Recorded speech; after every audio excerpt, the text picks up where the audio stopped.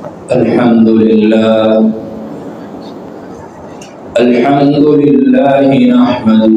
ونستعينه ونستغفره ونؤمن به ونتوكل عليه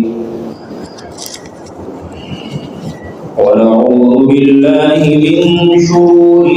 أنفسنا ومن سيئات أعمالنا من يهده الله فلا مضل له ومن يضلله فلا هادي له ونشهد أن لا إله إلا الله وحده لا شريك له ونشهد أن سيدنا وحبيبنا ومولانا محمدا عبده ورسوله صلى الله تبارك وتعالى عليه وعلى آله وأصحابه وبارك وسلم تسليما كثيرا أما بعد فأعوذ بالله من الشيطان الرجيم بسم الله الرحمن الرحيم واصبر نفسك مع الذين يدعون ربهم بالغداة والعشي يريدون وجهه ولا تعد عيناك عنهم تريد زينة الحياة الدنيا ولا تطع من أغفلنا قلبه عن ذكرنا واتبع هواه وكان أمره فرطا وقال تعالى في مقام آخر ما كان محمد أبا أحد من رجالكم ولكن رسول الله وخاتم النبيين وكان الله بكل شيء عليما وعن عبد الله بن أبي أوفى رضي الله عنه قال كان رسول الله صلى الله عليه وسلم إذا أصبح قال اللهم اجعل أول هذا النهار صلاحا وأوسطه نجاحا وآخره فلاحا وقال رسول الله صلى الله عليه وسلم قال الله تبارك وتعالى يا ابن آدم ارفع لي ركعتين في أول النهار أكفك في آخره وقال النبي صلى الله عليه وسلم بارك الله لأمتي في بكورها آمنت بالله صدق الله مولانا العظيم وصدق رسوله النبي الأمي الكريم ونحن على ذلك لمن الشاهدين والشاكرين والحمد لله رب العالمين बुजुर्गान मोहतरम और मेरे अजीज साथियों गुज़िश्ता जुमे को नबी करीम सल्लल्लाहु अलैहि वसल्लम की सुबह के वक्त मसनून दुआओं में से एक दुआ की तशरीह और उसके फ़वाइद बयान किए गए थे। इसके अलावा एक और दुआ है जो नबी करीम सल्लल्लाहु अलैहि वसल्लम सुबह के वक्त अल्लाह रब्बुल इज़्ज़त के हुज़ूर मांगा करते थे। वो दुआ ये है कि हज़रत अब्दुल्लाह इब्न अबी औफ़ा रज़ियल्लाहु ताला अन्हु से रिवायत है, फरमाया रसूलुल्लाह सल्लल्लाहु अलैहि वसल्लम इज़ा अस्बहा, जब सुबह फरमाते थे तो ये दुआ फरमाते थे अल्लाहुम्मा जअल अव्वल हाज़ा अन्नहारि सलाहा, ए अल्लाह मेरे लिए इस दिन के शुरू वाले हिस्से को सलाह बना दे, यानी ऐसा बना दे कि उसमें मैं नेक आमाल करूं। वरौसतहु नजाहा, और इस दिन के दरमियानी हिस्से को मेरे लिए یا اللہ کامیابی کا ذریعہ بنا دے، وآخرہ فلاحا، اور اس دن کے آخری حصے کو میرے لیے دنیا اور آخرت کی مکمل فلاح بنا دے۔ نبی کریم صلی اللہ علیہ وسلم نے ہمیں یہ دعا سکھائی ہے، اور آپ صلی اللہ علیہ وسلم کی یہ سنت اور معمول تھا۔ اس دعا کے اندر ایک طرف تو رسول اللہ صلی اللہ علیہ وسلم نے اللہ سے یہ مانگا ہے کہ یا اللہ میرے لیے دن کے ابتدائی حصے کو نیک اعمال اور اعمال صالحہ والا بنا دے، اور دوسری طرف اس میں امت کو یہ تعلیم دی گئی ہے کہ امت دن کے شروع والے حصے میں اعمال صالحہ کا اہتمام کرے۔ اس دعا میں دن کو رسول اللہ صلی اللہ علیہ وسلم نے 3 حصوں میں تقسیم فرما دیا، پہلا حصہ، درمیانی حصہ اور آخری حصہ۔ تینوں حصوں کے لیے الگ الگ دعا مانگی گئی ہے۔ پہلے حصے کے لیے دعا مانگی گئی ہے یا اللہ دن کے اول حصے کو میرے لیے صلاح بنا دے، یعنی نیک اعمال والا بنا دے۔ اس میں یہ سبق سکھانا مقصود ہے کہ اگر ہم یہ چاہیں کہ ہمارا دن اچھا گزرے، ہمیں اس دن کے اندر اچھے نتائج حاصل ہوں، ہمیں کامیابی ملے، تو اس کا طریقہ یہ ہے کہ ہم دن کے شروع میں نیک اعمال کا اہتمام کریں۔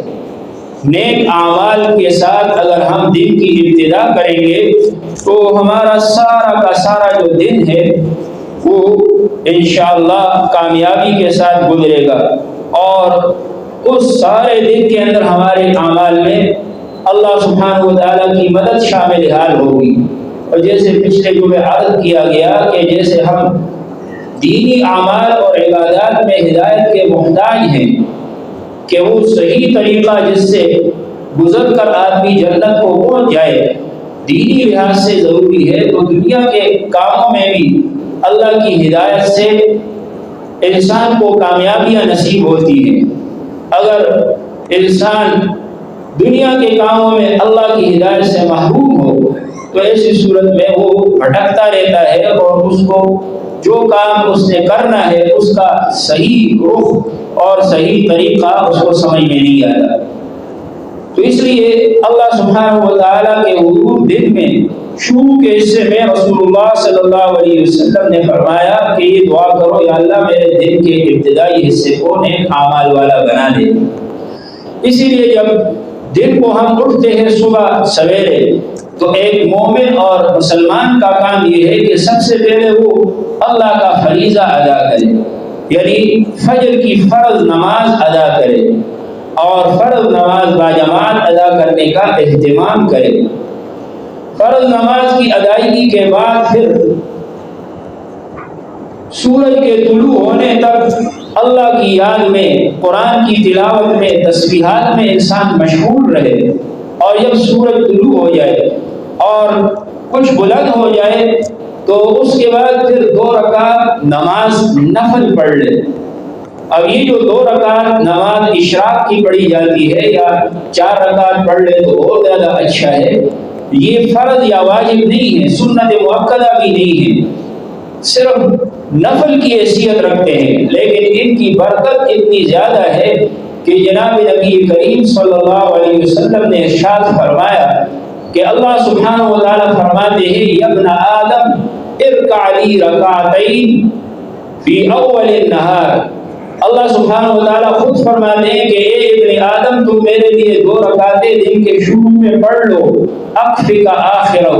میں آخر تک تیرے لیے کافی ہو جاؤں گا۔ یعنی دن کے شروع میں 2 رکعت پڑھ لو، میری مدد تیرے ساتھ مل جائے گی، اور آخر تک میں تیرے لیے دنیا اور آخرت کے کاموں سے کافی ہو جاؤں گا۔ کتنی بڑی فضیلت اور کتنا بڑا جو ہے اللہ کی طرف سے وعدہ ہے۔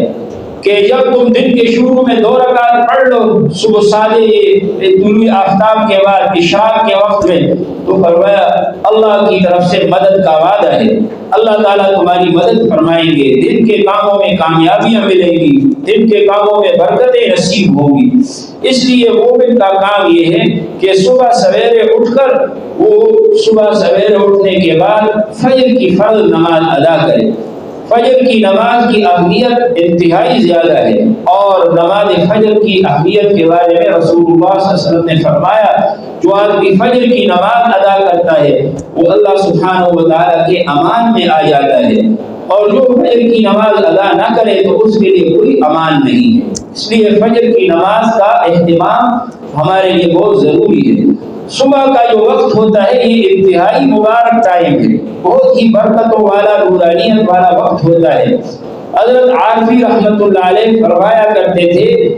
کہ صبح کے وقت میں ہر چیز کو ایک نئی زندگی ملتی ہے۔ چنانچہ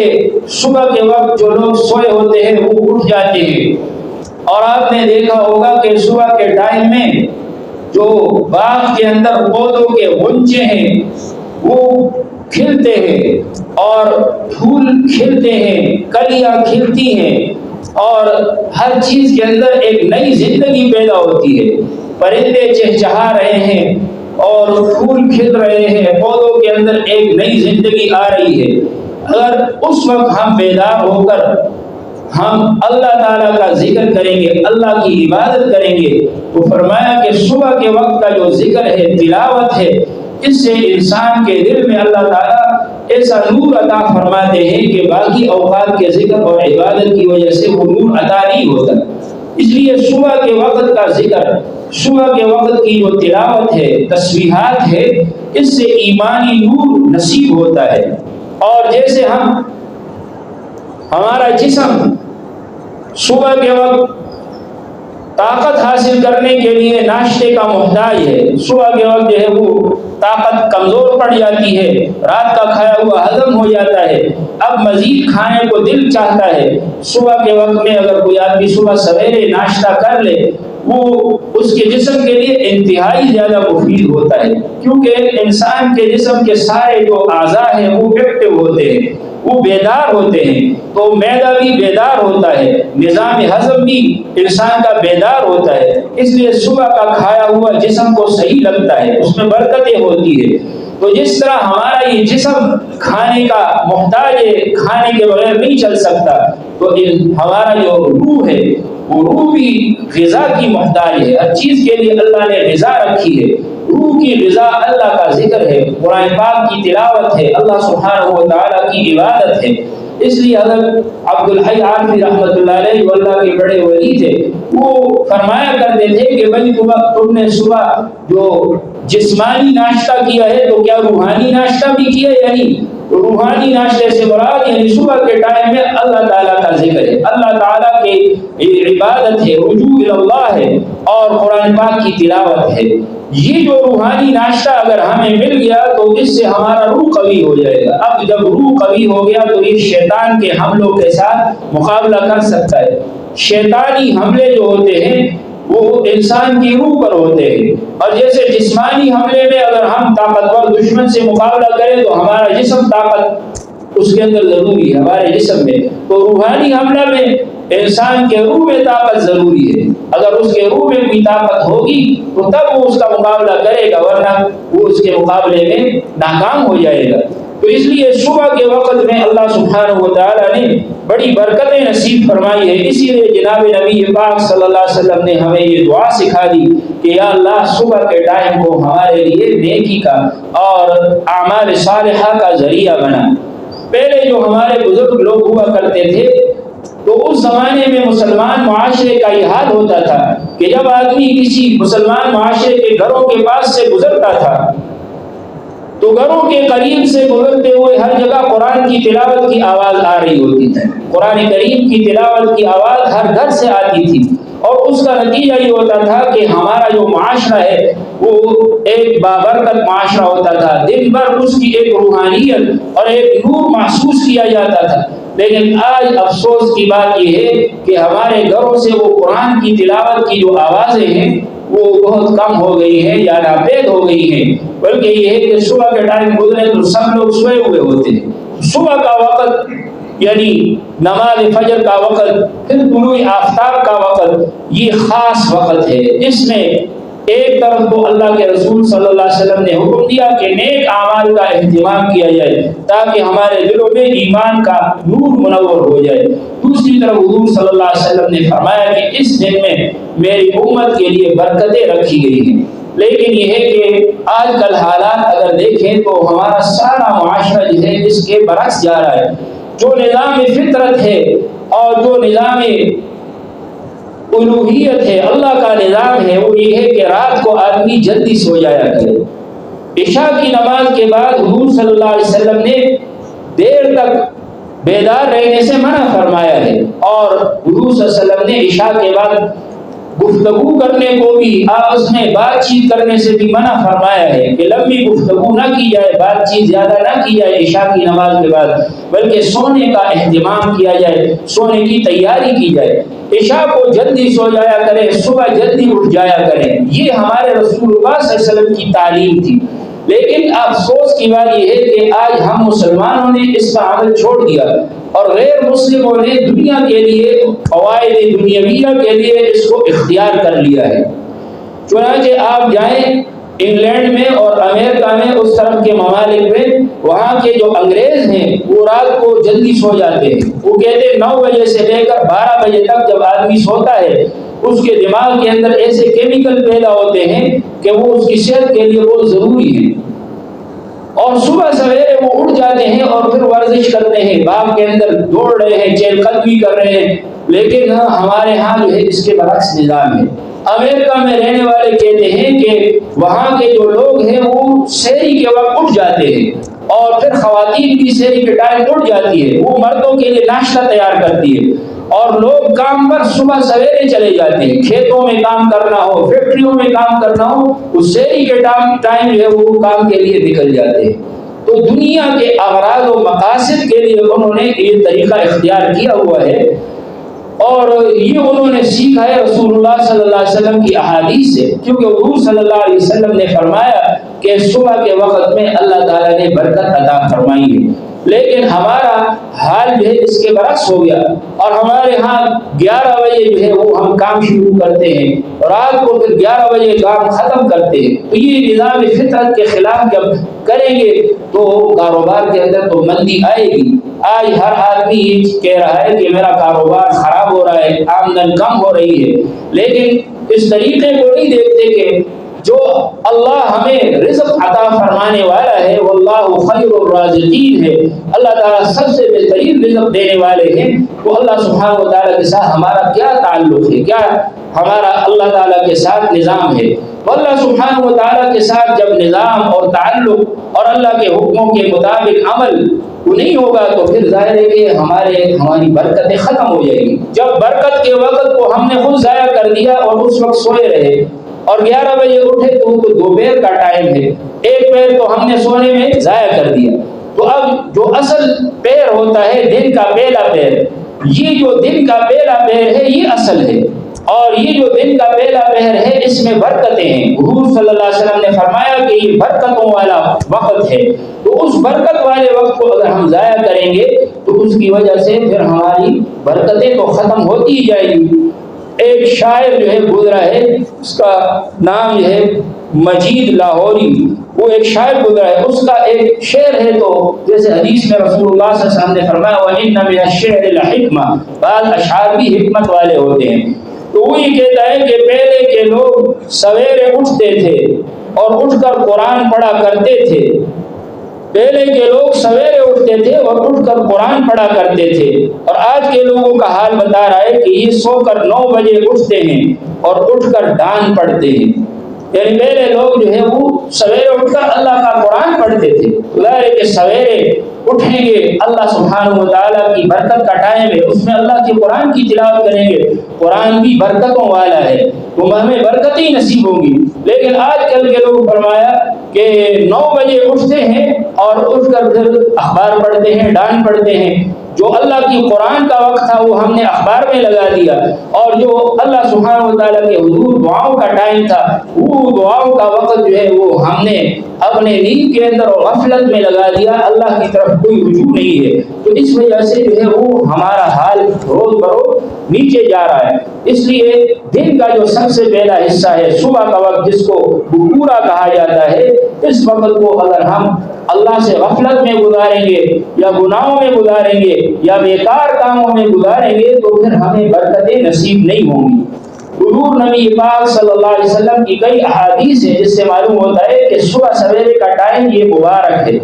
ایک حدیث میں حضور صلی اللہ علیہ وسلم نے اللہ سے دعا فرمائی، فرمایا بارک اللہ لامتی فی بکورها، اے اللہ میری امت کے لیے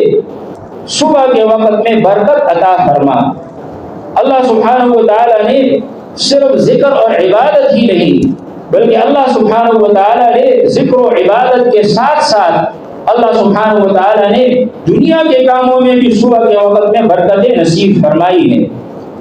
اس لیے جو ہے ہم سب کو صبح سویرے اٹھنے کا اہتمام کرنا چاہیے، اللہ کے حضور حاضر ہو کر رجوع اللہ کریں، اور اللہ تبارک و تعالیٰ کے حضور ہم جو ہے صبح کے وقت میں اللہ سبحانہ و تعالیٰ سے مانگے۔ ایک صحابی گزرے حضرت صخر رضی اللہ تعالی عنہ، تو اصل میں یہ جو حضور صلی اللہ علیہ وسلم کا ارشاد ہے کہ اللہ نے میری امت کے لیے صبح کے وقت میں برکت رکھی ہے، یہ ارشاد آپ صلی اللہ علیہ وسلم نے ایک صحابی کو فرمایا۔ ایک صحابی حضرت صخر فرماتے ہیں کہ حضور صلی اللہ علیہ وسلم نے فرمایا اللہم بارک لامتی فی بکورها، اے اللہ میری امت کے لیے صبح کے وقت میں برکت عطا فرما دیجئے۔ تو حضور صلی اللہ علیہ وسلم جب کوئی جہادی مہم پر کوئی قافلہ بھیجتے تھے، لشکر بھیجتے تھے، تو فرمایا اذا بعث سریۃ او جیشا بعثهم فی اول النہار، دن کے شروع میں بھیجا کرتے تھے۔ اور حضرت صخر تاجر تھے، تو حضرت صخر کو یہ آپ نے تلقین فرمائی کہ آپ تجارتی سرگرمیاں صبح کے وقت کیا کریں۔ تجارت کے کام ہیں، صنعت کے کام ہیں، یا انجینئرنگ کے کام ہیں، یا پڑھنے پڑھانے کے کام ہیں، تعلیم و تعلم ہے، یہ سب کام اگر آپ صبح کے وقت کریں گے آپ خود تجربہ کر کے دیکھیں اس میں اتنی برکت ہوتی ہے کہ باقی اوقات میں اس کام میں وہ برکت نہیں ہوتی۔ تو اس لیے حضور صلی اللہ علیہ وسلم نے ان کو تعلیم فرمائی۔ تو اب یہ جب تجارت کے لیے جاتے تھے، سفر کرتے تھے، دن کے شروع میں سفر کرتے تھے، تو حدیث میں آیا کہ فَأَسْرَا، ان کو بڑا نفع ہوا، وَأَكْسَرَ وَكَسُرَ مَالُهُ، اور ان کا مال بہت بڑھ گیا۔ اسی طریقے سے ایک حدیث میں آپ صلی اللہ علیہ وسلم نے حضرت فاطمہ رضی اللہ تعالی عنہ کے بارے میں آتا ہے، حضرت فاطمہ خود فرماتی ہیں کہ مر ربی رسول اللہ صلی اللہ علیہ وسلم وَأَنَا مُسْتَجِعَ، کہ حضور صلی اللہ علیہ وسلم میرے پاس سے گزرے اور میں صبح کے وقت سوئی ہوئی تھی، آرام کر رہی تھی، فَحَرَّكَنِي بِرِجْلِهِ، تو حضور صلی اللہ علیہ وسلم نے اپنے پاؤں مبارک سے مجھے حرکت دی۔ آپ صلی اللہ علیہ وسلم نماز کے لیے تشریف لے جا رہے تھے، ثم قال، پھر فرمایا یا بنیا، اے میری بیٹی، قومی، کھڑی ہو جاؤ، اور اشہدی رزق ربک، اپنے رب کے رزق کی تقسیم کے لیے حاضر ہو جاؤ۔ صبح کے وقت اللہ کا رزق تقسیم ہو رہا ہوتا ہے، اللہ کی طرف فیصلے اللہ کی طرف سے رزق کی تقسیم کے فیصلے ہو رہے ہوتے ہیں۔ ولا تکونی من الغافلین، اور غفلت میں پڑھنے والوں میں سے مت بن جا۔ فإن اللہ عز وجل یقسم ارزاق الناس، اس لیے کہ اللہ سبحانہ و تعالی لوگوں کے رزق کو تقسیم فرماتے ہیں ما بین طلوع الفجر الی طلوع الشمس، طلوع فجر سے لے کر طلوع شمس تک، فجر کے طلوع سے لے کر طلوع شمس تک اللہ تعالی رزق کو تقسیم فرما رہے ہیں۔ اس وجہ سے صبح کی نماز کے بعد انسان کے لیے سونا مکروہ ہے، غفلت میں پڑھنا مکروہ ہے۔ اللہ کی رزق تقسیم ہو رہی ہے اور ہم سوئے ہوئے ہوں تو اب ہمیں کیسے رزق ملے گی؟ اللہ سبحانہ و تعالیٰ نے اس وقت کو رزق کی تقسیم کا ذریعہ بنایا۔ حضرت عثمان رضی اللہ تعالیٰ عنہ کا ارشاد ہے، فرمایا رسول اللہ صلی اللہ علیہ وسلم نے ارشاد فرمایا نوم الصبح یمنع الرزق، صبح کی نیند انسان کے رزق کو روک دیتی ہے، صبح کی نیند سے رزق ختم ہو جاتا ہے۔ اسی طرح حضرت عائشہ رضی اللہ تعالی عنہ فرماتی ہے کہ رسول اللہ صلی اللہ علیہ وسلم نے فرمایا باکروا طلب الرزق، صبح سویرے رزق کے طلب میں نکل جایا کرو، فإن الغدوة برکۃ ذو نجاح، اس لیے کہ صبح کا وقت برکت والا ہے، کامیابی کا ذریعہ ہے۔ یہ حضور صلی اللہ علیہ وسلم نے ارشاد فرمایا۔ اسی طرح آپ صلی اللہ علیہ وسلم کا ارشاد ہے، فرمایا السابق فی مصلاہ بعد صلاۃ الصبح، جو آدمی اپنی نماز کی جگہ میں صبح کی نماز کے بعد بیٹھا رہے، جم کر بیٹھا رہے، تو آپ صلی اللہ علیہ وسلم نے فرمایا کہ یذکر اللہ، اللہ کا ذکر کرے، حتی تطلع الشمس، حتی کہ سورج طلوع ہو جائے، تو فرمایا ابلغ فی طلب الرزق من الضرب فی الآفاق، یہ رزق کو طلب کرنے میں اس سے زیادہ مؤثر ہے کہ انسان دنیا کے اطراف میں چکر کاٹتا رہے اور رزق کے لیے آگے پیچھے چلتا رہے، سفر کرتا رہے، اس سے زیادہ بلیغ ہے۔ بہرحال اسی لیے حضور صلی اللہ علیہ وسلم نے ہمیں یہ دعا سکھائی کہ یا اللہ میرے لیے دن کے پہلے حصے کو میرے لیے یا اللہ نیک کاموں کا ذریعہ بنا، یا اللہ میرے حصے میں نیک کام کروں، اللہ کی تلاوت، رجوع اللہ کروں۔ اور پھر دوسرا حصہ جو دوپہر کا ہے اس کے بارے میں فرمایا وَأَوْسَطَهُ فَلَاحًا، یا اللہ دن کے درمیانی حصے کو میری کامیابی کا ذریعہ بنا، یعنی جب دن کے شروع حصے میں محنت کروں یا اللہ اس میں مجھے کامیاب فرما دے، وَآخِرَهُ نَجَاحًا، اور دن کے آخری حصے کو میرے لیے ایسی کامیابی بنا دے کہ گھر کو میں واپس آؤں تو میرے جتنے کام اور مقاصد ہیں وہ پورے ہو چکے ہوں، دنیا کی بھی کامیابی مل جائے، آخرت کی بھی اللہ تعالیٰ کامیابی عطا فرما دے۔ تو یہ ایک دعا بھی اگر ہماری قبول ہو گئی تو ہمارا بیڑا پار ہو جائے گا۔ اس لیے ہمیں اس دعا کا اہتمام کرنا چاہیے۔ یہ چھوٹی چھوٹی دعائیں ہیں، آسان الفاظ ہیں، اللہم اجعل اول هذا النہار صلاحا وَأَوْسَطَهُ فَلَاحًا وَآخِرَهُ نَجَاحًا، اے اللہ پہلے حصے کو دن کا میرے لیے نیک کاموں کا ذریعہ بنا، درمیانی حصے کو یا اللہ کامیابیوں کا ذریعہ بنا، آخری حصے کو مکمل کامیابی بنا۔ تو یہ دعا انشاءاللہ ہم سب اہتمام کریں گے نا اس کا، اللہ تعالی ہم سب کو توفیق عطا فرمائے۔ ابھی جو ہے ہمارے اس تھانہ کے ایس ایچ او صاحب تشریف لائے ہوئے ہیں، کوئی رفائی انہوں نے اعلان کرنا ہے کہ اگر کسی کو کسی تھانے میں جا کر جو اپنی کوئی شکایت ہے یا اپنی کوئی تکلیف ہے وہ پہنچانا مشکل ہو تو حکومت نے کچھ سہولیات دی ہیں شہریوں کو کہ وہ سہولیات جو ہے وہ اس طریقے سے بھی آپ پہنچا سکتے ہیں۔ تو اس لیے وہ 2 منٹ کے لیے آپ کے سامنے یہ پیش کریں گے۔ اور اس سے پہلے یہ بھی ایک اعلان کرنا تھا کہ علماء کرام نے راولپنڈی میں بھی اور دوسری جگہوں میں بھی پیر کے دن 2 بجے اسلام آباد کے اندر ایک احتجاج کا اعلان فرمایا ہے،